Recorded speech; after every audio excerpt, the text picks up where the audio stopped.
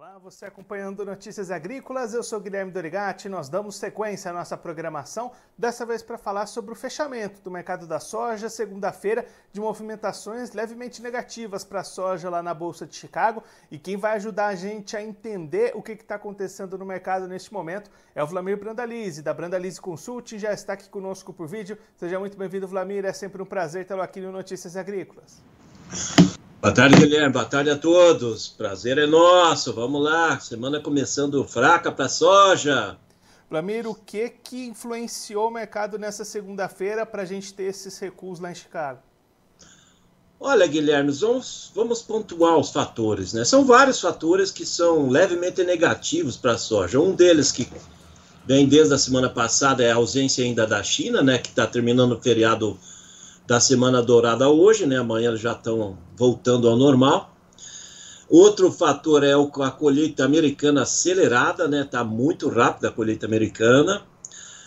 O terceiro fator que começou a ganhar força agora, que é levemente negativo também, é indicativos de as chuvas começando a ganhar ritmo aqui no Brasil e o plantio vai começar a andar efetivamente nesses próximos dias. E hoje, pela tarde e pelo dia também, a questão do dólar em alta no Brasil, né? Então, o dólar em alta é negativo para Chicago, isso é tradição. Ou seja, não tínhamos grandes fatores positivos, apenas um indicativo de negócio de soja americana. Se eu não estou enganado, aí eles venderam umas 150 mil toneladas de soja para países não nominados. Grande chance pode ser até para a China, já voltando.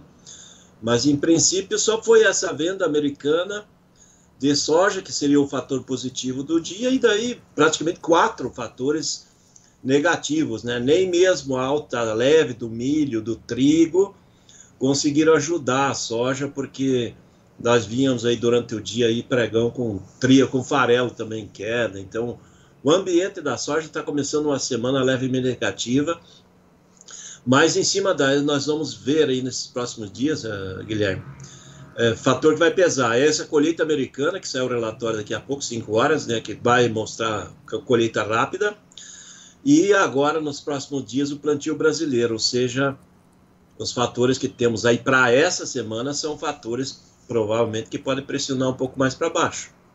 E aí, Vlamir, você destacou nessa chuva a perspectiva de volta do plantio aqui no Brasil. Com o plantio andando a partir de agora, ainda fica dentro de janela positiva? No caso da soja, sim, né? A soja, em quase todo o Brasil, aí que se planta aí da metade de setembro até dezembro, está tudo dentro da janela. Então, Mato Grosso, todo mundo dentro da janela.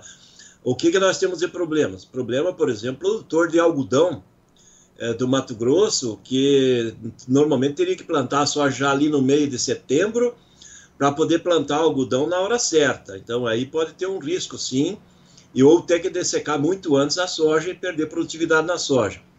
Outros que também têm um certo risco é o pessoal que vai plantar o milho safrinha, né? Que quanto mais passar o tempo, agora nós avançando dentro do mês de outubro, mais apertado vai ficando a janela ali no plantio de final de fevereiro, começo de março. Então, o milho, sim, na sequência tem um risco maior, mas soja, não acredito em problema. Se a soja seguir com o clima, depois que entrar as chuvas normais, nós vamos tranquilamente para uma safra de 165, 170 milhões de toneladas, porque o produtor continua apontando aí que vai para recorde histórico de área, né? Vai crescer a área em quase todas as regiões do Brasil, e se o clima andar bem, ela está dentro da janela dela, não tá, ela está atrasada para a segunda safra, para quem faz a segunda safra, aí, principalmente no caso do milho, né?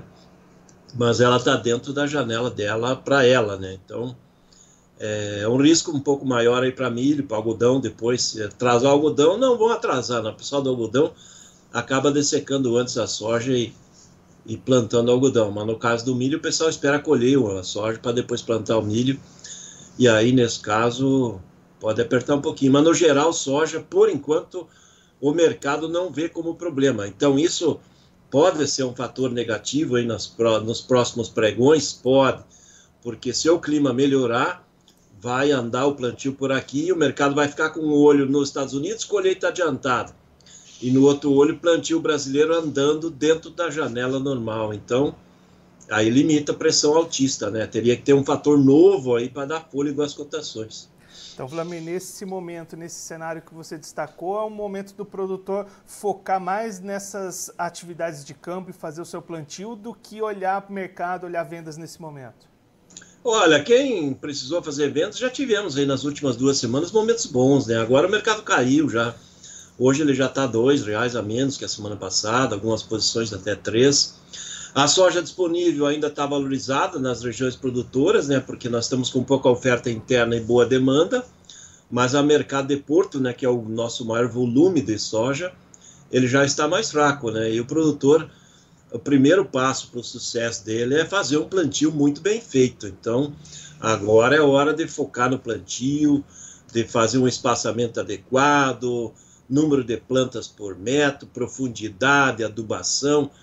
O início da safra tem que ser bem feito, né? Porque teve algum problema, algum erro já no início, depois não corrige mais, né? Depois você vai perdendo potencial, né? Então, é que nem você comentou, é a hora de começar a focar em cima do plantio e tocar a safra de uma maneira muito profissional, né? E se o mercado tiver oportunidades, que pode ter aí para frente, aqueles picos, né, que a gente chama voos de galinha, aí ele aproveita depois novamente e faz suas posições. Andou a comercialização nas últimas semanas, já estamos aí com 26,5%, quase 27% da safra negociada, ainda está abaixo da média, mas já andou bem.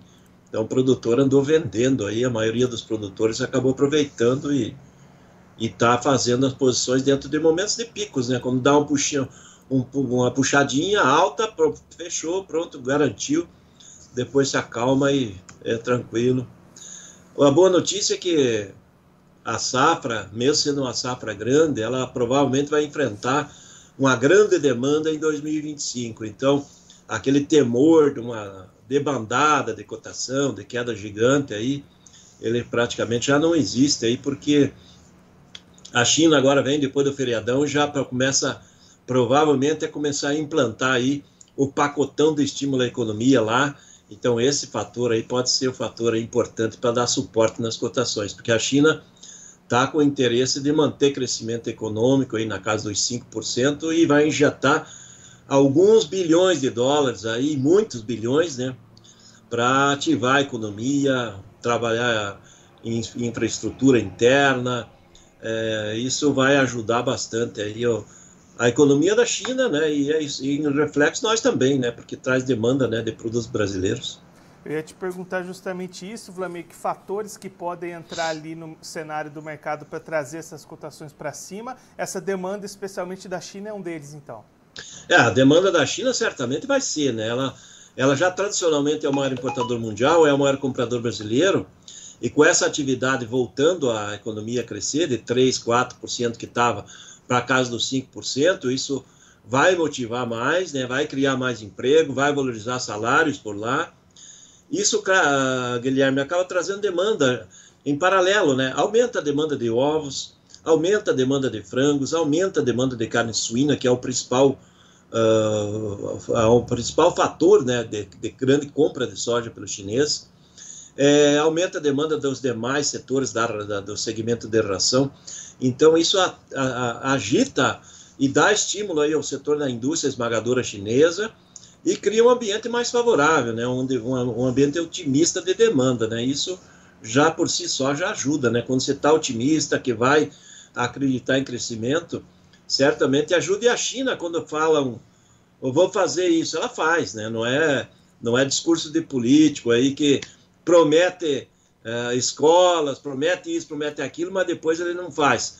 Lá na China, os programas, os projetos saem e normalmente sai mais rápido do que é projetado, prometido. Então, essa saída agora do feriadão chinês, que a gente vai começar a ver como é que vai implementar. Isso é o novo pacotão de estímulo que certamente, se ele começar a andar a passos galopantes, ele já vai começar a dar fôlego num momento importante, viu, Guilherme? Porque agora nós estamos num momento que tipicamente é de baixa, né?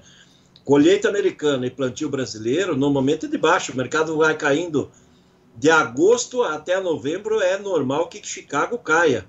ele só começa a melhorar as cotações depois de novembro, dezembro em diante, quando fechou a colheita americana, quando começou o inverno no hemisfério norte, e aí o mercado começa a melhorar. Normalmente segue essa linha. Então, se a China já começar a agir antes, nós vamos ter uma condição de amenizar essa pressão tradicionalmente baixista que é do mês de agosto a novembro. E para a gente olhar um pouquinho também para as outras commodities, você já destacou, né, milho e trigo subindo nessa segunda. O que diferenciou essas duas do mercado da soja hoje? Olha, o trigo ele tem fundamento dele de alta, né? Porque o trigo tem uma produção mundial menor que o consumo esse ano, para o ano que vem também. Nós estamos consumindo estoques do mercado mundial do trigo. A Rússia, nesse último ano, exportou muito mais do que devia e está com os estoques internos muito baixos. A Rússia é o maior exportador mundial. A safra da Rússia nesse ano foi comprometida pelo clima. Eles perderam perto de 10 milhões de toneladas, que é um volume que eles não vão ter para exportar agora nessa nova temporada. O hemisfério norte, e principalmente o leste europeu, estão com problemas para plantar o trigo de inverno, que se planta agora, né? Então, o mercado do trigo positivo, vai crescendo degrau em degrau, subindo pela escada e vem acontecendo.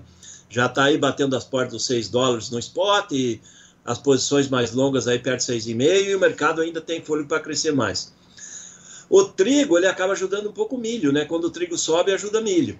E o milho, além desse fator trigo levemente positivo, ele tem, nesse momento, a alta do petróleo, né? Porque grande parte do milho americano é usado em etanol, grande parte de milho do mundo é usado para a produção de etanol, e com o petróleo em alta, puxa os preços dos combustíveis, e aí favorece o etanol, então acaba ajudando, por isso que também tem um fator de peso importante no milho. E o milho também tem o fundamento dele mesmo, que é produção mundial de milho provavelmente é menor do que vai ser consumida, e essa atividade da própria China agora crescendo a economia vai puxar mais demanda de milho por lá, porque a China também é o maior importador mundial de milho.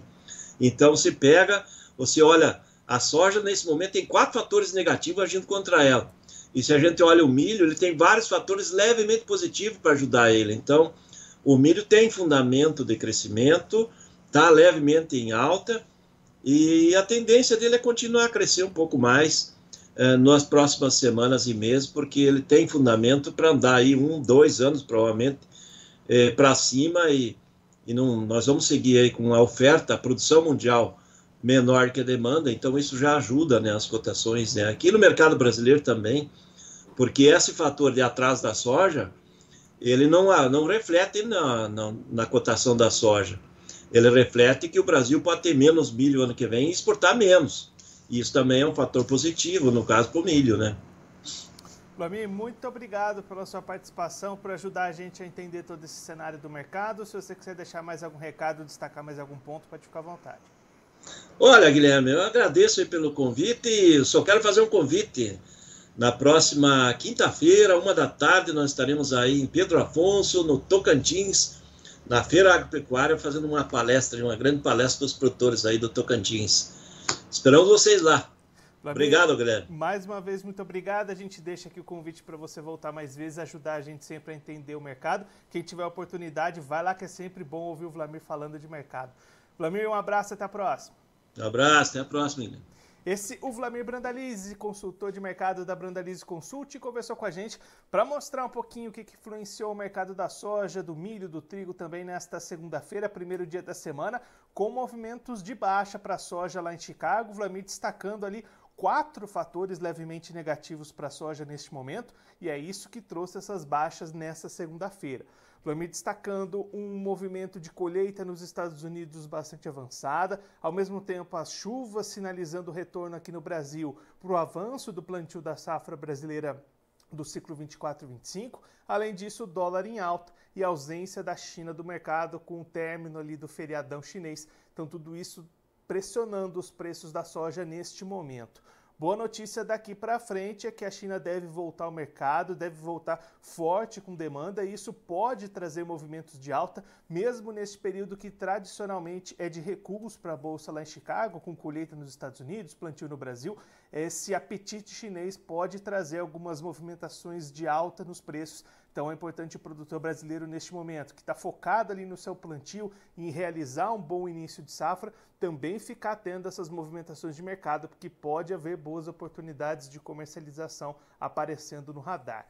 O Vlamir também destacando um cenário para o trigo de elevações nesta segunda-feira, em função de ofertas mundiais, demandas mundiais, e também para o milho também com alguns fatores levemente positivos, ajudando as cotações nesta segunda-feira. O Vlamir explicou tudo direitinho aqui para a gente no Notícias Agrícolas.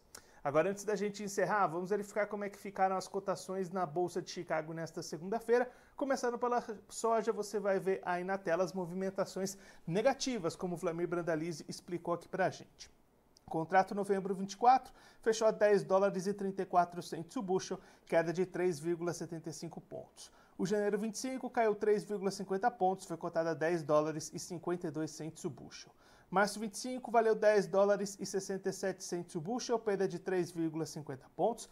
E o maio 25 recuou 3 pontos, foi cotado a $10,82 o bushel.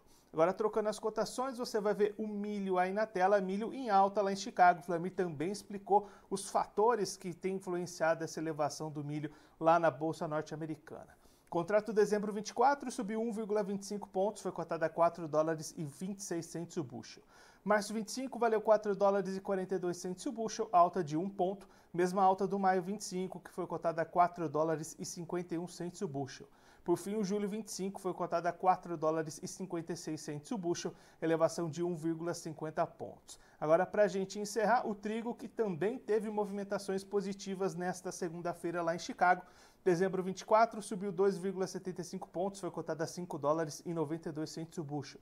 Março 25, cotado a $6,16 o bushel, elevação de 3,75 pontos, mesma alta do maio 25, que fechou a $6,29 o bushel.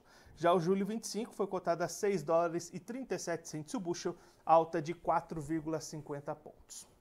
Agora eu vou ficando por aqui, mas a nossa programação volta daqui a pouquinho. Notícias Agrícolas, informação agro-relevante e conectada.